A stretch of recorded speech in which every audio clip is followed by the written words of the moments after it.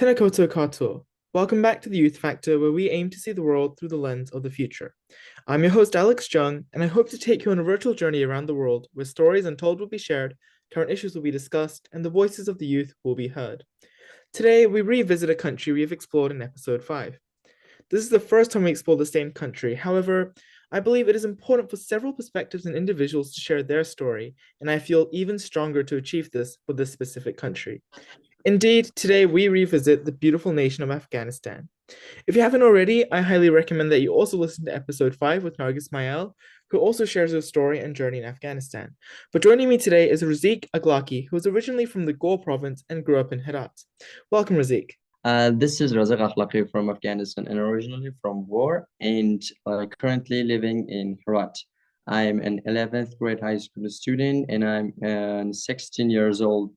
And surprisingly, I am one of UWC candidates for entry 2024. What about my projects, current projects for advocating the human rights or advocating the rights of Afghani citizens? Well, first, I would like to mention that I'm a socialist person and I'm trying to help my people in many different ways. For example, currently I am holding many seminars about educational opportunities, international exams, especially for girls, because I know that they are forbidden. They're not allowed to go to school. They're not allowed to go to courses and colleges. Because of that, I think it will be beneficial and useful for them to take advantage of this opportunity.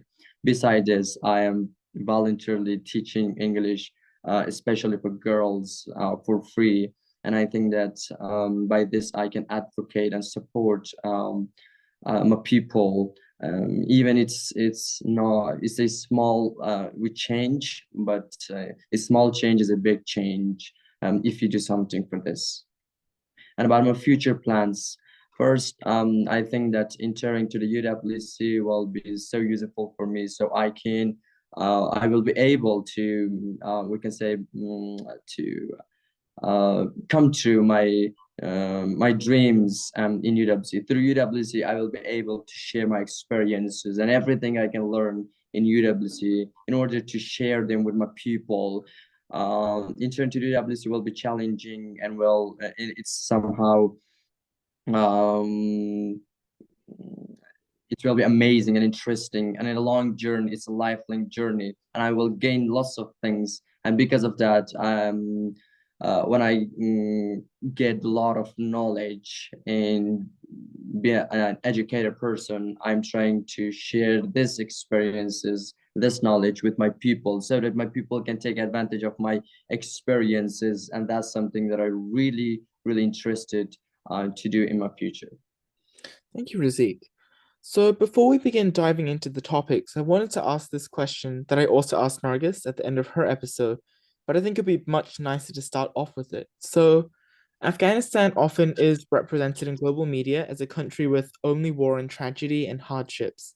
I know from talking with you and what we're going to explore today in this episode, Afghanistan has so many beauties that the world doesn't quite know because of media representation.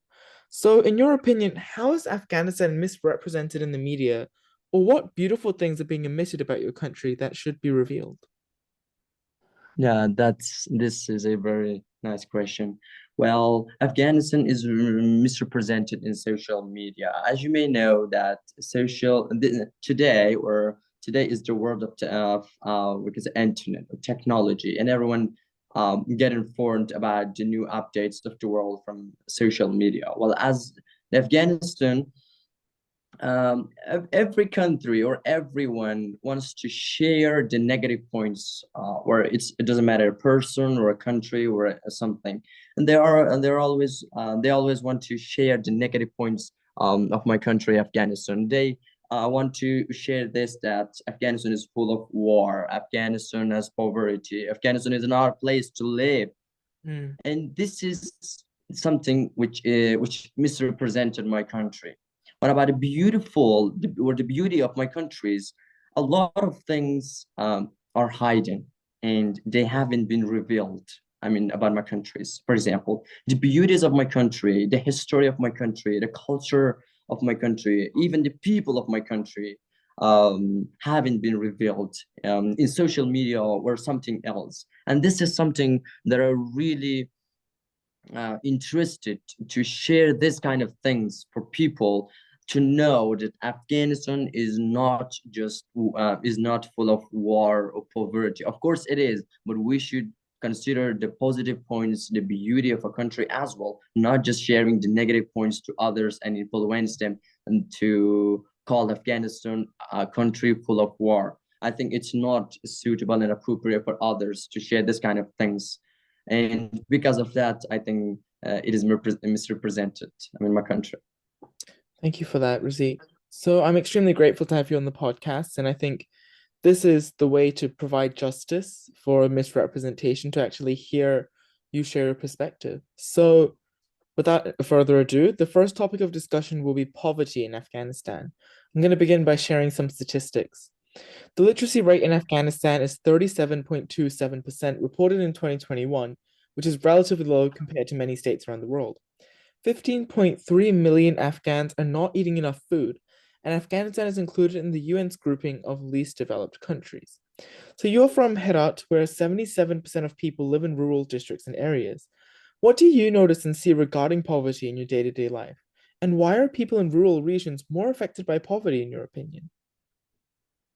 Well, about the poverty in Afghanistan, it is a commonplace topic or issue in Afghanistan. That everyone knows that Afghanistan has poverty or is poor, and it's clear. And about the poverty in my province, Herat, as I consider that the poverty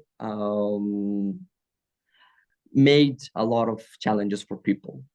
They cannot do whatever they want because of poverty that they have.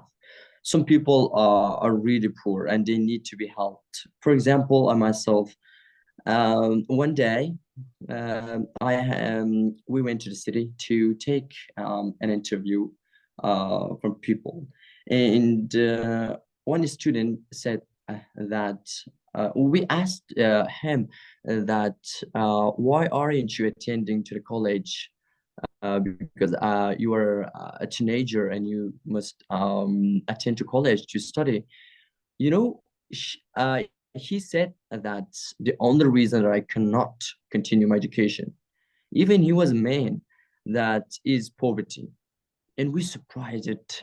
How? He said that because of economic problems that I have, I cannot continue my education. I cannot go to college. And because of that, I have to work in order to earn money to help my family.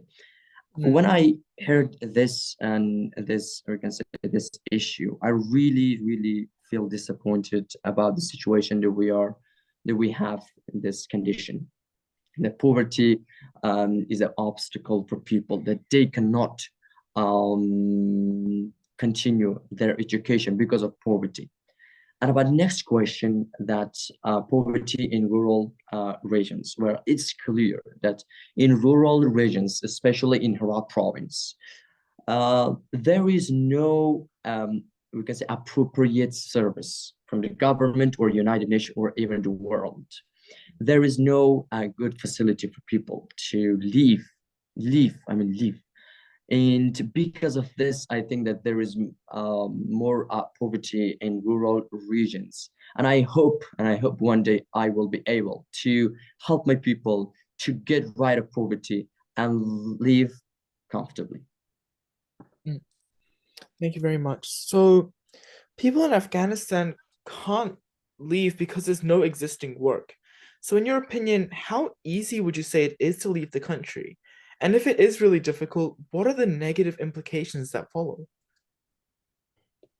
Well, about this question, the living in Afghanistan. Well, first, it's not easy to leave Afghanistan.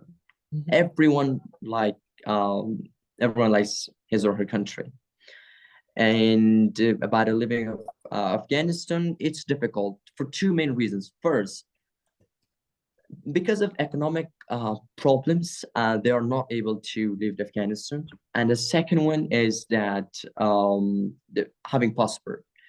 Mm, The one of the main factor that no one can leave Afghanistan. I mean, the majority cannot leave Afghanistan is lack of passport. They do not have passport, so they cannot leave Afghanistan. So it's difficult. Why? Although it is okay that you're maintaining or providing passports, but the process is so long, so everyone cannot leave Afghanistan. mm, And the negative implications is that when a country or when the people of a country leave his or her country, it is, we can say, a shame. And the person will ask, the foreigners will ask that, why are you leaving your country? I think there is no specific reason. If we say war, it is okay, but now there is no war in the country, and there is security as well. mm, But it can be another negative implication that if the people of a country, the citizens of a country, leave the country, so the country cannot progress, cannot improve. The country is stable on the people that are living inside the country. So if we leave the Afghanistan, especially the young generation, the educated people, leave the Afghanistan, so the Afghanistan will be destroyed and it will be an empty place. So because of that, I think that we should not leave the Afghanistan mm, just for going to the abroad for leisure or something else. Living is not the solution. Staying is the solution that we should do. hmm. Thank you very much for that. So, what are some economic policies in Afghanistan that grow the unemployment and poverty rates? What are the governmental flaws here? Well, about the economic policies, as Taliban took over the Afghanistan or occupied Afghanistan in 2021. Mhm. Well, it is so difficult for people about, especially regarding to the economic policies, um, including cutting off foreign income or no investing from foreigners. And one important point is that there is no any private projects, international projects. So because of that, there is poverty, which is the consequence of this kind of things. And also one more topic is that staying women at home. Why? Because of unemployment, so they cannot go to work. And when we say the poverty, why poverty is the result of this kind of things, is that when there is unemployment and when they do not allow the women to work, and this kind of things makes the poverty. Why? Because when a woman cannot work or cannot go to outside alone, maybe she doesn't have a man in her home, so he has to she has to work, she has to go outside for essential we can say essential issues. She has to go and she has to work. It's necessary for her, but we are considering that it's not allowed for Afghanistan. And these kind of things, when we gather this kind of things, it makes one, which is called poverty. Mm, thank you very much for that response. Yeah. So, Afghanistan's poverty situation creates a large gap for basic human rights. What are the most critical human rights being violated here? And is there any solution to protect them? Well, in my opinion, the rights of women are validated because as Taliban took over the Afghanistan, uh, the rights of women's are validated. They are not allowed to go to school. They are not allowed to go to work. They are not allowed to go outside alone, even alone. They are not allowed to. It means that they should stay at home and do nothing. That's it. That's their right. That's their right. But I think that there is a solution for this. The solution is that the world must do something for people of Afghanistan. They should not ignore, they should not neglect this the problems that Afghan people are facing with, uh, which is made by new government. And also the people must put their hands in one and do something for their rights. They should not be silent. They should raise their hands and get their right. So if we stay calm and don't speak, don't it means raise our hands, so no one will help us. I think that it's ourselves that we should stand up against the new government and get our rights. Hmm. Thank you very much, Raziq. I think it's quite unfortunate that the international community hasn't done that much to support the situation in Afghanistan. And we're going to Yes, actually talk yes. about the ban on girls' education next, which is our next point of discussion. So actually, Nargis talked about kind of the Taliban's ban on girls' education from a girl's perspective. So I believe hearing your perspective is going to be valuable and important as well to kind of give multiple perspectives. So, what was your initial reaction to this ban? Of course, it took the international community by surprise, but how did you feel and how would you emotionally respond to something like this? Well, first, when I heard this news about the ban uh, of girls or women, of work, of education, of going outside, everything else about women and girls, I myself really um I thought that it's not true. I think it's not, it cannot be possible that they do not allow the girls or women to attend to school or to continue their education. But after that, when I realized it is certain, well, I really feel disappointed about it. And I thought that the Afghanistan has changed completely the rule, the regulations, and we are just sleeping and we don't know what is going on. And because of that, I try to do something in this case for girls, for women, in order to make a change in my community, a positive change in my community to change this condition. Right. Well, about the next question, well, I felt hopefully uh on the other case when I heard that um we have young generation that are working to advocate the rights of girls and women's, both inside and outside of Afghanistan. They are educated people that are working to help to assist the girls to get their rights by many different ways. And because of that, I feel hopefully and thought that we can get along with this condition. Thank you. Thank you for sharing. I think it says a lot when you said you it was almost disbelief that something like this could happen.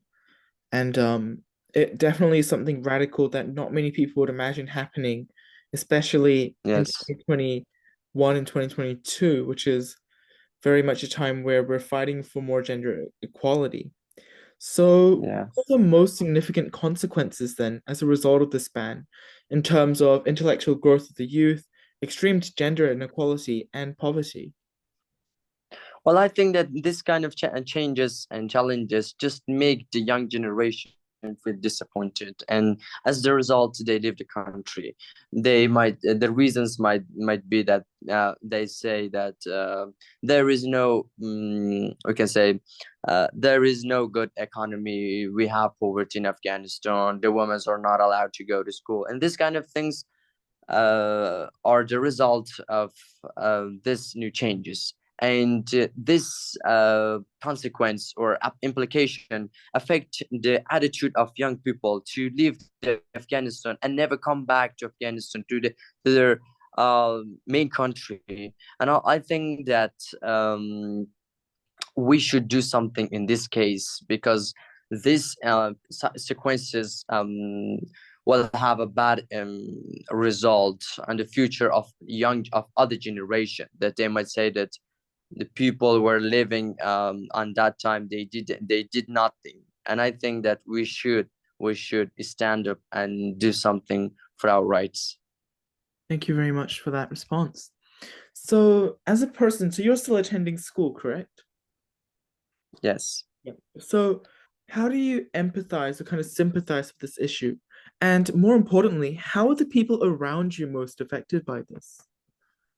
Well, I would say that the condition that is happening, or and that we are in that we're facing right now, the challenges as an as an as a high school student, it is difficult for me to study. But my sisters cannot study; they are not allowed to study. Uh, I asked one of my friends that. How do you feel about the current situation? Are you willing to continue your education? He said that it's really difficult for me to continue when my sister is not allowed to. When I go to home, when I study, when I do my homeworks, my sister is just looking at me and do nothing. And because of that, I don't want to continue my education. And I realized that although we are allowed to study, but I think some people say that it's not we can say that it's not useful to study when our sisters are not allowed to. The people that are around me are affected badly by this condition. They feel disappointment. They don't want to study. uh First, or we can say that before, we were around 50 students in a class, but now we are around 32 or maybe 35 students, and it is the sequence, or we can say the effect of the new changes that took place in Afghanistan. It shows everything. Most of people, or most of my classmates, left Afghanistan and went to the other countries. And I think that if this situation continues, it is getting worse every day, and the government will not stay forever. Hmm. Thank you for sharing that. I think that was very personal, and I thank you for sharing that side of the story. But yeah, I can imagine how when a, a ban like this, where half the population of students can't go to school, the other half is not going to feel as easy and comfortable going to school either. And I think you illustrated that really nicely. So, Yeah. where does gender inequality in Afghanistan stem from then? And why is it reaching such extremes like this? Well, it was it was from the past that the people have discrimination. The people of Afghanistan, I mean, the nations have discrimination between each other, and they just say that we are Pashtun, we're Tajik, we're Hazara, and we are better. I Hmm. think these kind of things must be removed, and the gender inequality have been increased in when the Taliban, when the new government uh, occupied Afghanistan, Hmm. especially for women. That we are considering that the women and men have the same rights, have equal rights, but it's not observing in Afghanistan that men can do whatever they want, but the women cannot do. Even they cannot do. Even they cannot. We can say work or attend to a school. So this shows that there is we can say discrimination or gender inequality in Afghanistan. And I hope one day it is removed and everyone have um, him or her rights to do whatever he or she wants to. Mhm. So, in your opinion, what is the most critical action required to help this? And do you think this is a feasible goal? I think that the educated people of Afghanistan, the young generation can do this, can remove, can omit, and this or can change this condition, and this can be like a critical action that all educated people come together and plan for the future to change this condition by their education. We have a lot of educated people that they're really talented and they can do it means they can cope and get along with this condition. And if we educated people, we can say, come together and do some action for our rights, for women's rights, girls' rights. So of course this situation will be changed and everything will be okay. The government cannot be against the people. If the people is not satisfied with the government, so of course that government will not stay forever. Hmm. So, what is your role in this? So, you've talked about how you've helped with this kind of situation where you give free services to girls in teaching English, etc. But what more do you Yeah. think needs to be done at this stage? Well, personally or in general, myself, what should I do? Oh, just kind of holistically, maybe yourself and then Afghanistan as a whole. Well, first I will start by myself, that what I'm responsible to do. Well, I think that I'm as a student or as an African citizen is responsible to do whatever I can to share my knowledge with my sisters, with my people, to do what I have. And about if we consider Afghanistan as a whole, the power that the people of Afghanistan have is more than the government. Hmm. And I think that if the people of Afghanistan stand out against the government and to get their rights, so this situation will be changed, and they're all responsible to help each other to just cope and get along with this condition, which affected a lot of people and changed our country completely. And I think that all people are sleeping and they do not have any goal, any purpose for the future. They just think that we are living in prison and we should not think about a future because we do not have any future. And I think that's wrong. That's wrong attitude that they have. Mm. Thank you for that. So, are there any last words you would like to say about any of the topics we discussed, or are there any ways we as a youth can make an impact or difference? Well, I think that's um, the people or the government must be we can say that the people must be satisfied from the government, and the government must do something which is uh, which is the desire of people. When the people are against the government, so the government we can say put some rules and that the people are not willing to obey this, these things changes the situation completely. And I think that it makes the difference in whole country and also a change at all. Thank you once again, Raziq, for joining in this episode and representing Afghanistan. This wraps up this episode of the Youth Factor. Thank you for tuning in, and I hope you look forward to the next stop of our journey, South Korea. Thank you very much.